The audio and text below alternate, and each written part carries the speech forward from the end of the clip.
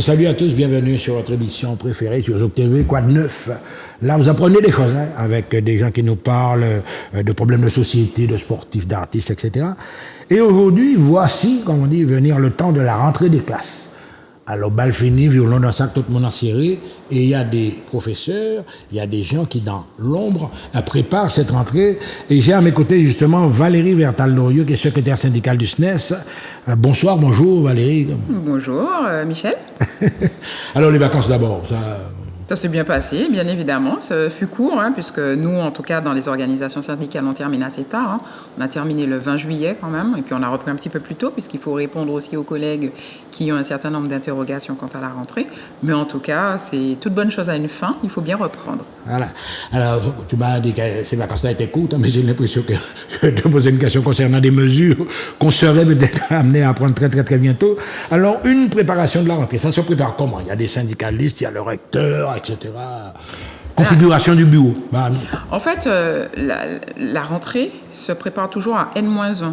Donc, depuis janvier, on prépare la rentrée prochaine. Parce que déjà, à ce moment-là, il y a ce que l'on appelle une instance, le CSA, qui permet de réfléchir sur les chiffres, bien évidemment, le nombre d'élèves, mais aussi le nombre de professeurs, les postes, mais aussi le nombre de classes. Donc, c'est depuis... c'est presque un an avant la rentrée qu'on prépare déjà la rentrée d'après. Parce qu'il y a aussi tout ce qui est le mouvement interacadémique qui se prépare depuis le mois de novembre. On en parlera certainement tout à l'heure. Mais c'est pas parce que la rentrée c'est dans 2 jours que c'est seulement maintenant qu'on prépare la rentrée. C'est vraiment un long processus. C'est un cheminement. Avec les organisations syndicales, avec le rectorat, Madame la rectrice et tout un ensemble de personnes. Alors vous arrivez à harmoniser, je l'espère, effectivement, on tient compte de toutes les... Ne serait-ce que l'effectif scolaire, c'est en diminution en Martinique en général. Oui. À l'école, à tous les niveaux. Oui. Les effectifs sont en diminution. On entend parler tous les jours de la baisse de la démographie, du fait que il y a plus de morts qu'il n'y a de naissances. Donc, naturellement, avec une population qui baisse, plus tout ce qui est aussi les départs des personnes vers d'autres cieux, j'ai envie de dire. Donc, oui, il y a une vraie baisse du nombre d'élèves par classe. Donc, il y a des conséquences directes sur les enseignants. Donc, s'il y a moins d'élèves, on aurait normalement besoin de moins de professeurs. Cependant, c'est pas exactement comme ça que le SNES, en tout cas, et la FSU voient les choses, parce que nous considérons qu'il y a des difficultés particulières à cette académie qui font qu'on aurait besoin de plus de profs malgré la baisse démographique. Ce qui veut dire que, pour nous, on a besoin de petits groupes classes pour mieux travailler avec les élèves, donc d'investir sur notre jeunesse pour pouvoir trouver des solutions aux difficultés scolaires. Mais l'État ne nous entend pas, puisque leur seul objectif, ce sont les économies budgétaires. Ouais. Alors effectivement, c'est très, très, très important. Je me rappelle que de mon temps au lycée Chelcher, dans des classes de ce qu'on appelle de 35 à 40 élèves, etc. Alors, simplement, le fait qu'il y ait moins d'effectifs, tu le répètes avec conviction, que ça n'autorise pas l'ouverture de 3 postes. Malheureusement, c'est-à-dire que l'État a une logique comptable. Donc ça veut dire qu'il y a moins d'élèves, donc il y aura moins de profs. Alors que nous, on a une logique qualitative. Il y a moins d'élèves, profitons-en pour garder autant de postes pour pouvoir essayer de faire une vraie pédagogie, mettre en place une vraie pédagogie différenciée et pour travailler avec des petits groupes pour permettre de venir à bout des difficultés que l'on a sur notre territoire. Je donne juste un exemple. Les catégories socio-professionnelles dans notre territoire sont plus défavorisés que sur d'autres types de territoires. Donc, ça nécessite une plus importante présence d'adultes. On a aussi le taux de familles monoparentales qui est plus important qu'ailleurs. Donc, ça nécessiterait aussi une plus grande présence d'adultes dans les établissements scolaires. Mais l'État ne le voit pas de cet œil-là. Comme je l'ai dit tout à l'heure, sa seule obsession, c'est de faire des économies. Alors voilà, on a parlé à un certain moment de l'implantation de ZEP, de zones d'éducation prioritaire.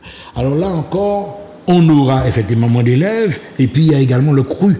Alors les ZEP, tu es favorable à ça, les maintenir améliorer encore? Les réseaux, aujourd'hui on parle plus de réseaux d'éducation prioritaire.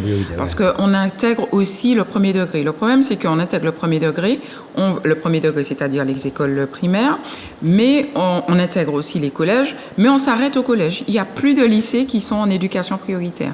Quand un établissement est classé en éducation prioritaire, c'est selon un certain nombre de critères, exactement comme les critères dont je vous ai parlé tout à l'heure, les CSP, les familles monoparentales, les résultats bien évidemment des élèves, mais aussi il faut bien comprendre que ça permet d'avoir des moyens supplémentaires dans les établissements. Oui, c'est là, et les moyens, voilà, c'est ça l'intérêt, d'avoir des moyens supplémentaires dans les établissements. Mais le problème, c'est que l'État fait des calculs encore en termes de dépenses et on aurait besoin de plus d'établissements qui soient classés en éducation prioritaire pour pouvoir, parce que il y a plus d'enfants qui relèvent de l'éducation prioritaire. Et le problème, c'est que l'État donne une enveloppe, il y a tant d'établissements, et si... donc, on affecte en fonction des résultats, en fonction de l'enveloppe et en fonction des chiffres que l'on a. Et le problème, c'est que si on doit faire rentrer un autre établissement dans le réseau d'éducation prioritaire, on ne peut pas parce que l'enveloppe est contrainte. On est obligé d'enlever un établissement pour faire rentrer un autre. Donc, de fragiliser un établissement qui est déjà en éducation prioritaire au profit d'un autre. Donc, il y a un vrai problème parce que, tout simplement, l'État ne veut pas investir suffisamment sur sa jeunesse. Si on comprend bien cette préparation, etc., c'est un effort d'harmonisation, etc., d'utilisation des moyens. Mais on va passer maintenant au mouvement. Alors, les mouvements inter.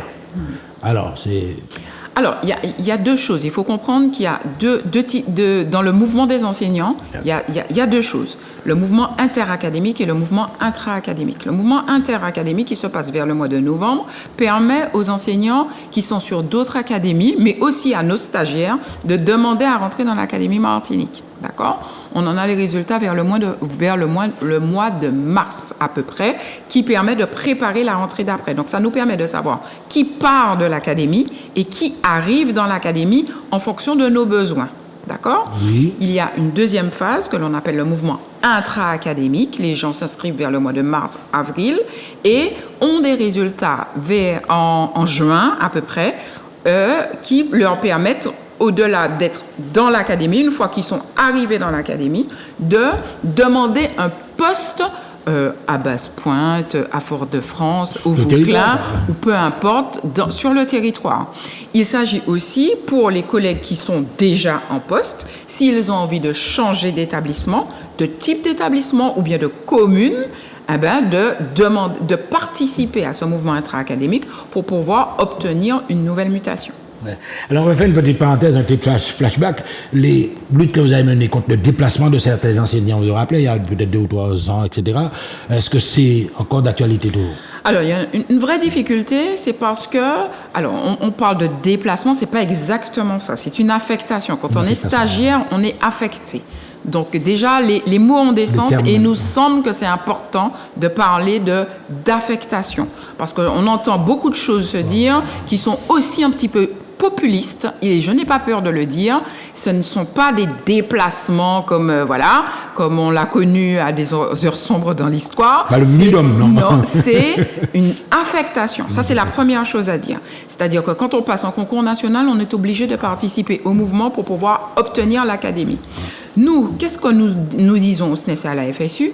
Que c'est parce qu'il y a trop de suppression de postes que nos stagiaires ne peuvent pas rentrer dans l'académie. Parce qu'il faut aussi savoir que nos stagiaires, ceux qui ont des centres d'intérêt matériels et moraux en Martinique, donc en gros des Martiniquais, ils ont plus de points que n'importe qui d'autre qui voudrait venir dans l'académie.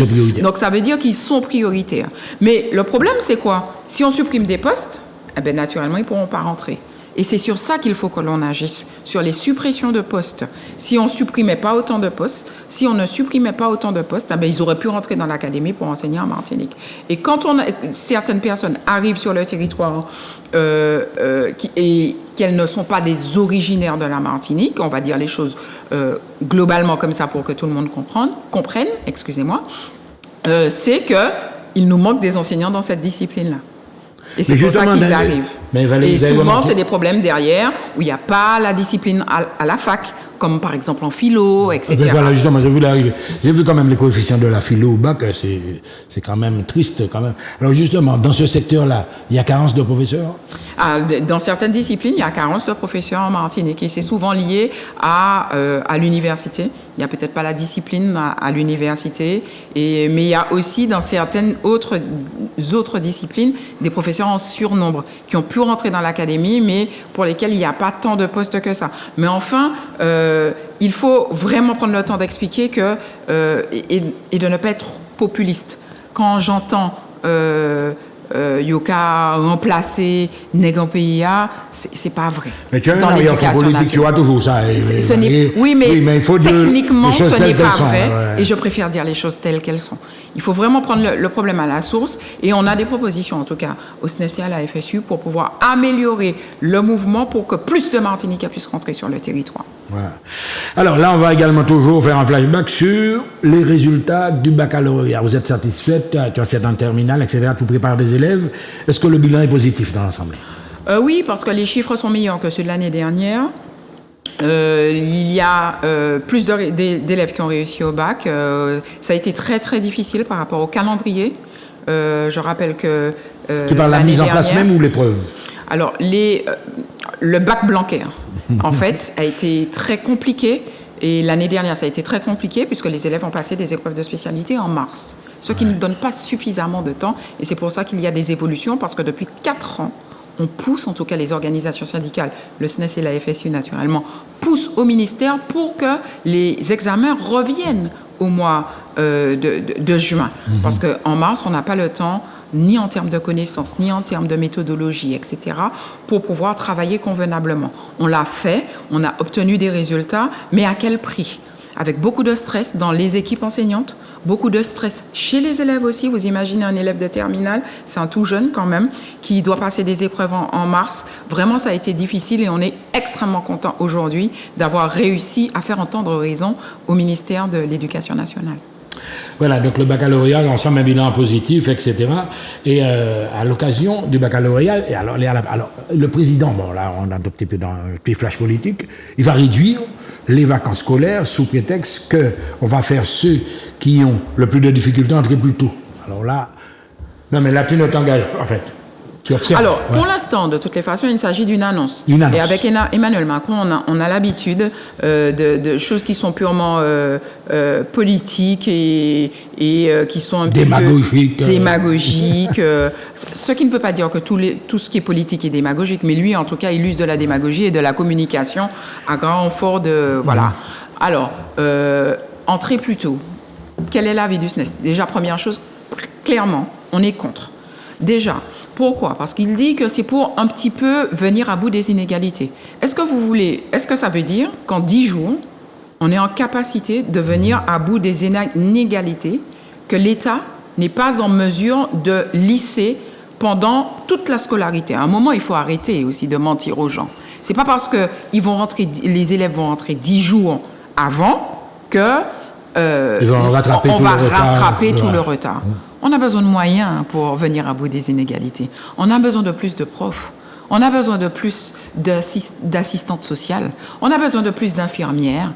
On a besoin de plus de CPE. On a besoin de plus d'AED pour venir à bout des inégalités. On a besoin de plus d'adultes, en gros, dans les établissements scolaires et d'être au plus proche des élèves. On a besoin de plus de petits groupes classes. C'est ça aussi qui va venir à bout des inégalités. C'est pas une annonce comme ça, fracassante, 10 jours, et puis voilà, on va venir à bout des inégalités. C'est pas exactement comme ça. Et puis, il faut se mettre aussi du côté de l'élève. Celui qui devra rentrer plus tôt, comment il sera pointé du doigt. Enfin, il y a tout un ensemble de difficultés. Et puis, l'industrie du tourisme n'a pas répondu que c'était, qu'elle y était favorable. Vous savez aussi comment, dans ces choses-là, il y a aussi l'économie qui prime.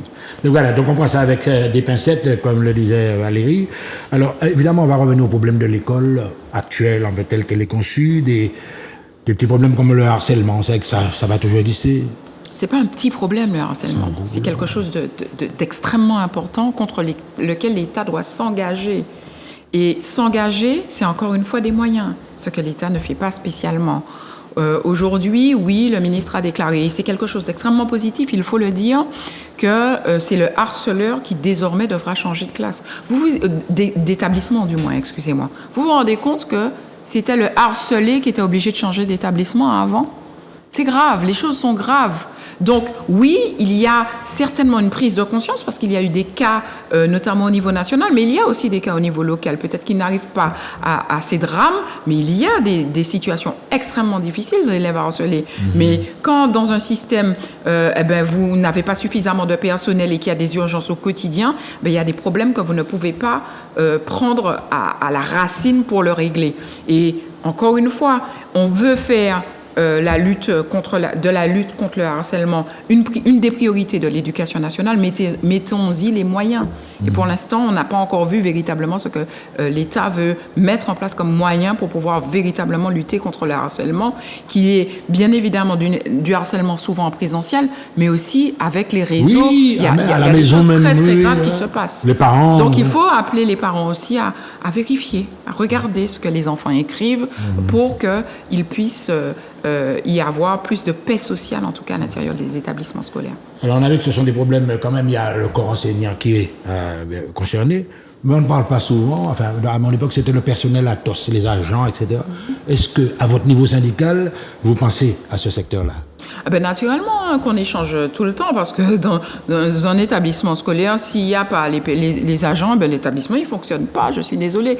Tous les personnels sont importants, on échange souvent, on ne les syndique pas en tout cas au SNES, mais il y a des organisations syndicales qui s'en inquiètent, mais on échange par contre beaucoup au sein des établissements pour pouvoir faire remonter les difficultés auxquelles ils font face aux chefs d'établissement, parce que des fois il faut aussi taper un petit peu de poing sur la table pour que les chefs d'établissement considèrent que les agents sont des personnels à part entière et qui ne sont pas taillables et corvéables. Merci. Bien sûr. Alors, on a vu les agents, etc. Et puis, il y a un secteur dont on ne parle peut-être pas assez, c'est la vie scolaire dans l'établissement. Vous avez le corps enseignant, vous avez le personnel, la vie scolaire. Alors, le plus souvent, on prend des jeunes sous contrat, etc. L'organisation même de la vie scolaire. Est-ce que vous vous occupez au niveau du SNES Ah oui, c'est central chez nous, la vie scolaire. En tout cas, au SNES, on a un super secteur CPE au sein du SNES. On a pour habitude de dire, quand on est du métier, que la vie scolaire, c'est le poumon de l'établissement. Une vie scolaire qui ne marche pas, c'est un établissement qui ne marche pas.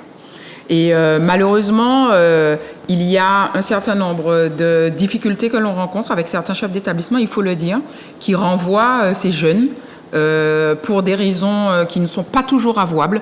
On est en train d'intervenir notamment en ce moment auprès du rectorat sur un certain nombre de situations parce que ce sont des jeunes qui sont en devenir, qui ont besoin de travailler, bien évidemment qui doivent respecter leur travail et respecter leur mission, mais qui ont besoin de travailler et qui aussi sont un maillon essentiel des établissements scolaires. Donc aujourd'hui, on est en discussion avec le rectorat sur un certain nombre de cas et j'ose espérer que les choses vont se régler parce qu'il y a des choses inacceptables qui se passent au sein de cette académie. Alors justement, on va rester là-dessus parce que ça m'intéresse également ce que tu es en train de dire là. En vie scolaire, avant, de mon temps, c'était les étudiants qui prenaient ces postes-là, les postes de surveillants, etc., et qui faisaient à la limite carrière, c'est-à-dire que pour ne pas taper de travail là, ils étaient obligés des fois de changer de type d'études pour garder leur petit poste de surveillant. C'est quand même alarmant, ça. Ouais. C'était très social. C'était les maîtres d'internat surveillants d'externat. C'était l'ancien système. Aujourd'hui, ça a été remplacé par le système des AED, des assistants d'éducation, qui sont embauchés, qui peuvent être des étudiants, mais qui ne sont pas obligatoirement des étudiants. La chose est que l'État propose des contrats qui sont tellement défavorables que aujourd'hui, ils ont l'obligation de proposer un CDI à ces surveillants au bout de 6 ans. Donc là, on rentre dans une espèce de professionnalisation du métier. Il y a une vraie professionnalisation du métier. Justement parce qu'on a l'impression que ces jeunes-là sont sur des sièges éjectables. Je pèse mes mots. Alors justement, c'est là. Alors, ça relève de quoi ? Il faut leur faire un plan de titularisation. Alors, il y a donc, à partir du moment où vous avez une certaine ancienneté, vous devez rencontrer le chef d'établissement et puis on vous propose une une espèce de titularisation, une CDIsation, d'accord? Mais la chose est que il y a dans cette académie un certain nombre de chefs d'établissement qui se posent en patron et qui renvoient à tour de bras des jeunes qui ne demandent qu'à travailler. Et ça, ce n'est pas acceptable. Donc oui, on est sur un certain nombre de dossiers et on ira jusqu'au bout. Parce que ce n'est pas acceptable en ne respectant pas la réglementation la plus élémentaire, comme par exemple envoyer un courrier dans les temps, avec des dates. Ouais. Et ça que tu me dis là, Valérie, c'est pas valable pour le CPE. Le CPE, non, lui, le il est quand CPE même est un installé. fonctionnaire. Ouais. Oui, le CPE est un vrai C'est deux statuts fonctionnaire. complètement Ce différents. sont des statuts différents. Donc on a l'impression qu'on a des petits jobbers qui sont là et puis on les renvoie quand on veut. Avoir un CDI. Ouais. Alors, quand vous avez un CDI, là, vous avez une situation qui est un petit peu qui est plus acceptable parce que vous avez un CDI et rompre le CDI est plus compliqué. Mais quand vous avez un contrat normal avant d'être CDI, eh ben, on en profite. Par exemple, ce sont des contrats qui durent 3 ans. Et qu'est-ce que certains chefs d'établissement font? Chaque année, ils font des contrats d'1 an. Comme ça, ils savent qu'ils peuvent gérer. Alors que derrière, ce sont des jeunes, quoi. Ce sont des jeunes martiniquais, quoi, qui ont besoin de travailler. On connaît la situation sociale de ce pays. Et ce n'est pas acceptable de traiter la jeunesse comme ça. Donc, oui, nous sommes sur un certain nombre de dossiers. Et je tiens à le dire de manière extrêmement solennelle. Nous ne lâcherons pas sur ce dossier. Ouais. J'ai tenu à faire un petit tour d'horizon.